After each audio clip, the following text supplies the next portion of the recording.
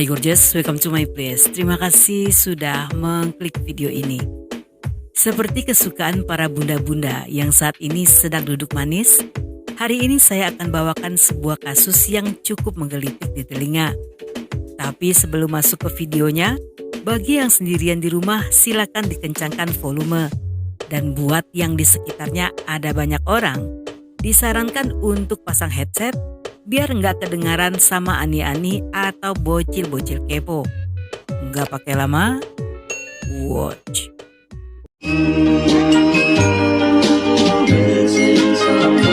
Missing someone with all your Sebagai seorang ibu tunggal dengan 7 orang anak, Laura yang tinggal di kota kecil Minnesota cukup kesulitan mengasuh mereka semua. Walaupun dia dan mantan suaminya telah berbagi tugas, tetapi saat anak-anak sedang bersama ayah mereka dalam waktu yang lama, Laura justru merasa kesepian. Walaupun ada anggota keluarga lain sebagai tempat bergantung, Laura masih saja sendiri serta merasa terisolasi yang mulai mengganggu kesehatannya. Tidak lama setelahnya, wanita itu didiagnosa mengalami depresi tingkat sedang dan mulai rutin meminum obat. Ketika Laura sedang menghadapi depresinya, masalah lain menimpa salah satu putrinya bernama Alisa. Alisa mengalami kecelakaan renang yang menyebabkan kerusakan otak permanen dan harus dirawat secara khusus. Namun beberapa waktu setelahnya, ketika memasuki usia yang ke-13, Alisa pun pada akhirnya meninggal dunia. Kematian Alisa sangat mendalam bagi wanita itu.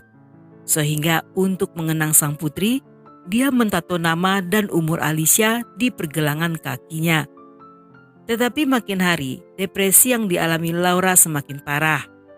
Dia bahkan tidak mau bicara lagi pada keluarganya dan pergi secara tiba-tiba tanpa memberitahu siapapun.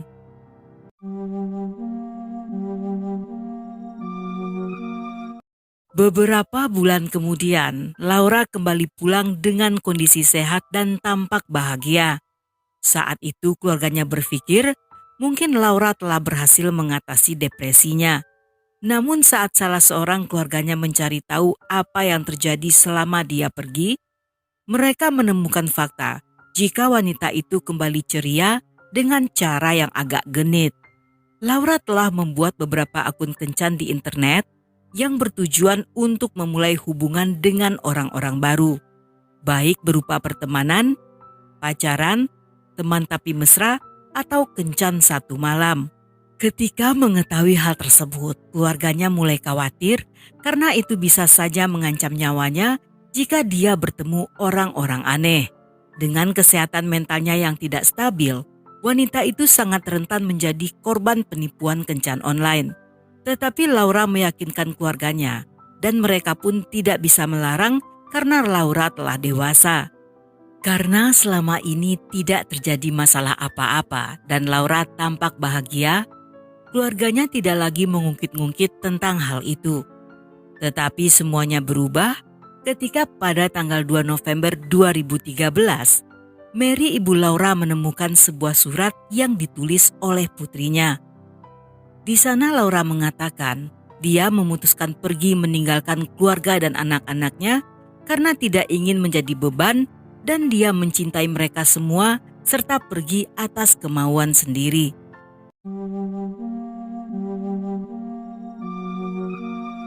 Sejak Laura mulai aktif berteman secara online, dia sering pergi selama beberapa hari.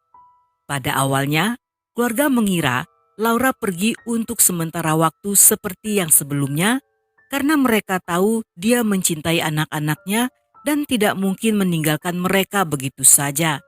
Namun setelah 2 minggu tanpa kabar dan wanita itu masih belum kembali, keluarganya mulai khawatir karena ini di luar kebiasaan Laura. Pada minggu ketiga, Mary kembali mendapatkan surat kedua yang diselipkan melalui bawah pintu rumah.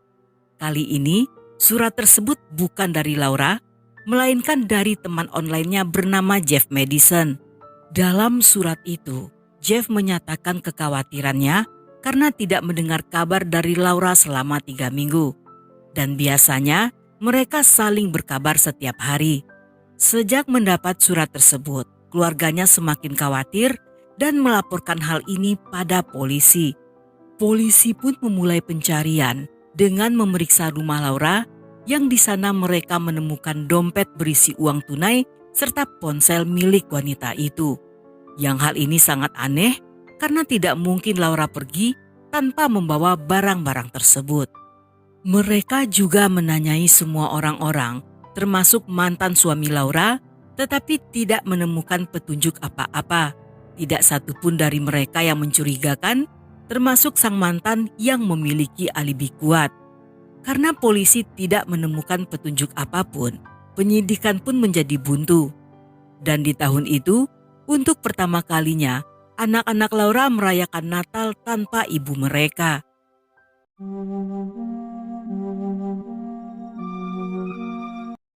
Hingga berbulan-bulan kemudian, Jeff yang memiliki skill di bidang komputer menemui dan menawarkan untuk membantu polisi dengan cara melakukan penyidikan melalui internet.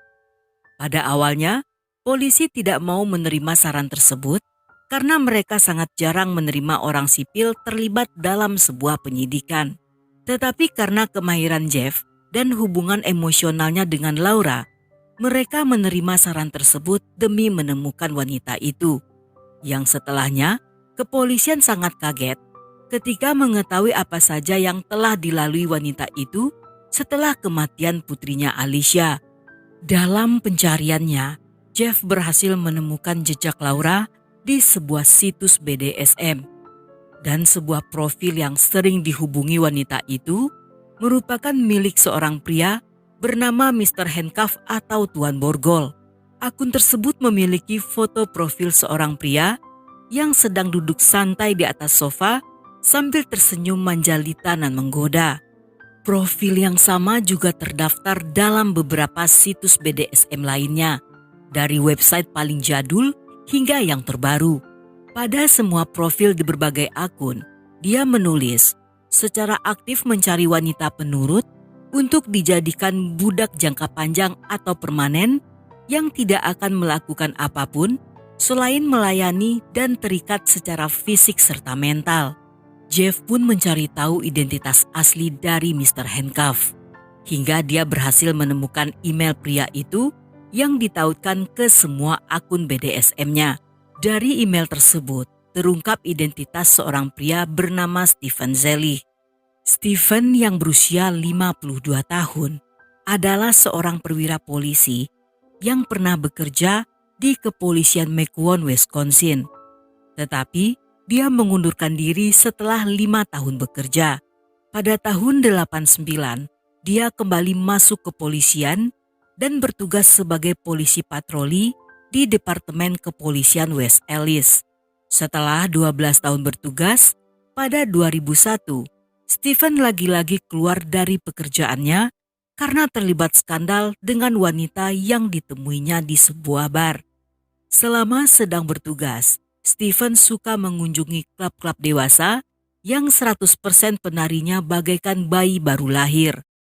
Di sana, dia tebar-tebar pesona dengan memanfaatkan identitas polisinya yang selalu berhasil menjerat para wanita untuk dibungkus bawa pulang seperti pecel lele kesukaan saya. Namun salah seorang wanita yang pernah dibawanya tidak menikmati permainan pria itu. Hanya beberapa jam di rumahnya, wanita itu kabur dari sana dengan kondisi polos sambil berteriak minta tolong. Setelah kejadian tersebut dilaporkan pada polisi dan Stephen dipanggil untuk ditanyai, pria itu membantah telah melakukan hal yang buruk. Dia justru mengatakan bahwa si wanita datang ke rumahnya untuk minta uang dan dia hanya menyentuh leher, pinggang, serta pergelangan kakinya, yang menurutnya itu bukanlah sebuah kesalahan. Sedangkan wanita itu mengaku bahwa dia telah dibanting dan dicekik di lantai. Dia berhasil kabur ketika Stephen yang lengah sedang pergi mengambil borgol.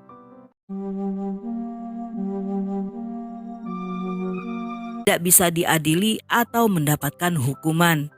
Jeff memiliki firasat jika Stephen ada kaitannya atas hilangnya Laura. Karena mereka saling berhubungan secara online, bisa jadi Laura masuk dalam jebakan pria itu. Jeff pun kemudian mengungkapkan data-data pribadi Stephen ke publik, termasuk nama samarannya sebagai Mr. Handcuff, serta menjulukinya sebagai predator, dengan tujuan agar mendapatkan bantuan dari orang-orang untuk menangkap Stephen. Pada Maret 2014, saat kepolisian menanyai Stephen di stasiun, dia mengaku mengenal Laura, tetapi mereka tidak pernah bertemu, walaupun Laura sangat ingin bertemu Stephen. Pria itu beralasan dia tidak niat bertemu karena lebih suka chatting secara online. Setelah beberapa jam pemeriksaan, polisi tidak bisa menahannya karena belum menemukan bukti apapun yang melibatkan Stephen secara langsung.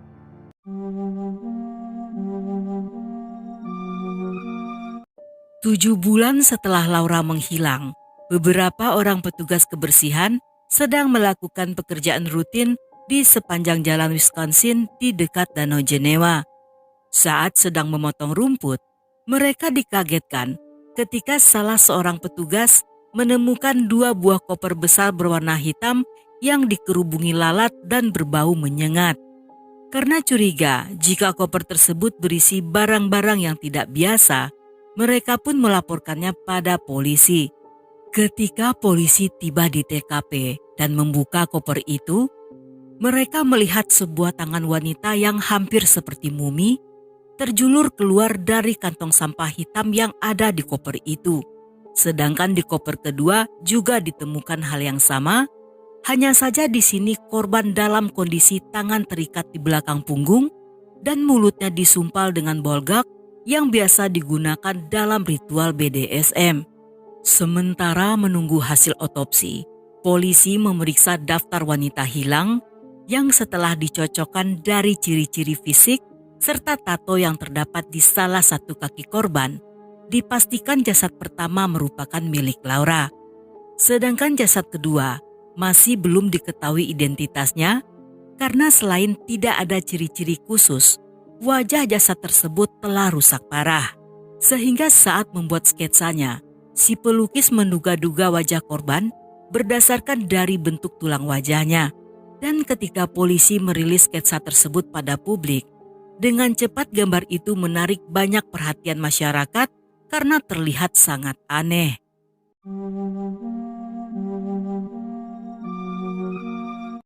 Tidak lama setelah sketsa tersebut muncul di TV, kepolisian mendapatkan panggilan dari manajer mikrotel hotel yang berada di Rochester. Pria itu mengatakan jika Laura check-in di hotelnya pada tanggal 2 November 2013. Dia mengingat Laura dengan jelas karena di hari itu Laura yang tampak lemah lembut tampak tidak nyaman dengan pria yang datang bersamanya.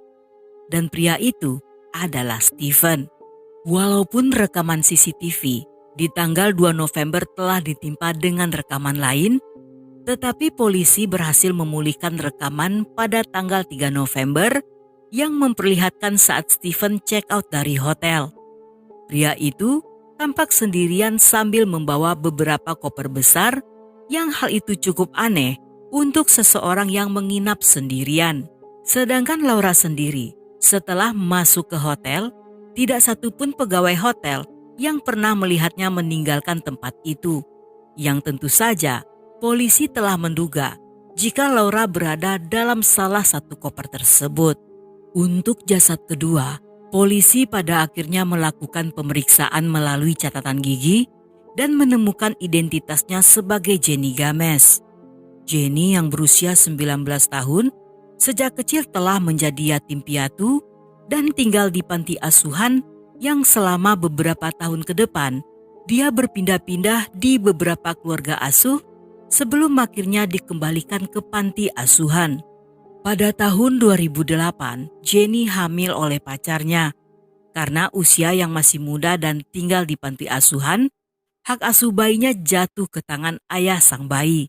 Jenny sendiri seorang gadis ceria dan memiliki nilai bagus di sekolahnya yang berhasil tamat di tahun 2011 dengan gelar kehormatan. Setelah tamat sekolah, Jenny pindah ke California untuk tinggal bersama teman-temannya. Namun secara perlahan, dia mulai putus kontak dengan Loren Erickson yang merupakan walinya saat di panti. Ketika Loren diberitahu tentang kematian Jenny, wanita itu sangat sedih dan terpukul.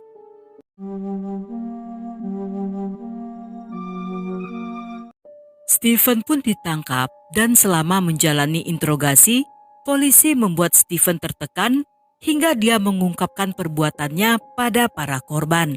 Menurutnya dia berkenalan dengan Jenny di situs BDSM dan walaupun Jenny tinggal di California, tetapi mereka pernah bertemu beberapa kali di akhir tahun 2012. Dalam pertemuan tersebut, mereka melakukan permainan berbahaya itu dan perlahan Stephen berhasil membujuk Jenny untuk tinggal bersamanya sebagai budak yang dikurung secara permanen.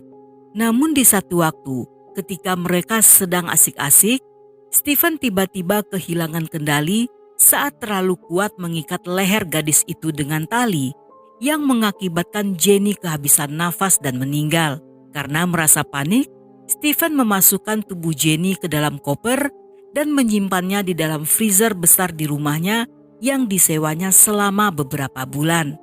Namun kejadian tersebut tidak membuatnya kapok dan Stephen kembali mencari wanita lain yang disinilah dia bertemu Laura. Mereka setuju bertemu di Microtel Hotel tepat di hari Laura meninggalkan surat di rumah ibunya. Sama seperti Jenny, Laura pada akhirnya tewas karena Stephen lagi-lagi terlalu kencang mengikat lehernya. Namun kali ini, pria itu sudah tahu apa yang harus dilakukannya. Dengan cepat dia memasukkan Laura ke dalam koper yang berada di sebelah tempat tidurnya. Dan di malam itu, sambil menunggu pagi menjelang, Stephen tidur bersama jasad Laura. Setelah check out dari hotel, Stephen membawa koper tersebut ke apartemennya. Karena freezer telah diisi dengan tubuh Jenny, dia pun meletakkan koper berisi Laura di tempat lain. Ketika beberapa minggu setelahnya, koper tersebut mulai mengeluarkan bau menyengat, Stephen pun memindahkan kedua koper itu ke bagasi mobilnya. Dia membiarkannya di sana hingga beberapa bulan ke depan. Dan pada Juni 2014, saat melewati daerah dekat Danau Genewa, Wisconsin yang tampak sepi, Stephen pun membuang kedua koper tersebut di semak-semak karena berpikir jika di daerah sesepi itu tidak akan ada orang yang menemukan koper tersebut. Hanya saja, dia tidak menduga jika beberapa hari setelahnya koper itu akan ditemukan oleh petugas kebersihan. Ketika polisi menggeledah rumahnya, di sana mereka menemukan banyak bukti di freezer serta beberapa pakaian serta perlengkapan BDSM. Selama persidangan, tidak satu pun yang percaya jika kematian Jenny dan Laura atas dasar ketidaksengajaan. Pengadilan meyakini jika pria ini berpotensi menjadi serial killer karena pada pembunuhan kedua, dia mengulangi cara yang sama saat melenyapkan korban. Dan jika seandainya Stephen tidak tertangkap, tentunya dia akan kembali melakukan hal yang sama. Pada 2016 hingga Maret 2017, untuk kasus Jenny, Stephen divonis 35 tahun penjara dan atas kasus Laura, Stephen divonis 25 tahun penjara serta hukuman tambahan 10 tahun atas menyembunyikan jasad.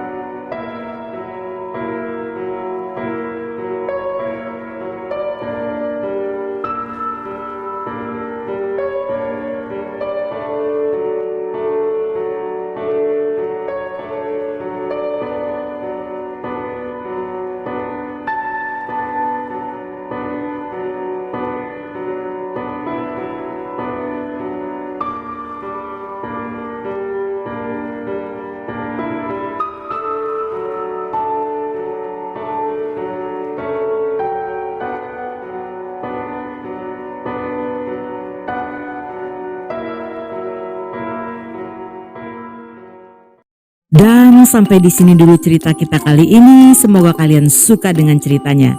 Buat yang masih betah hingga akhir, thank you, love you, have a nice day, and then see ya.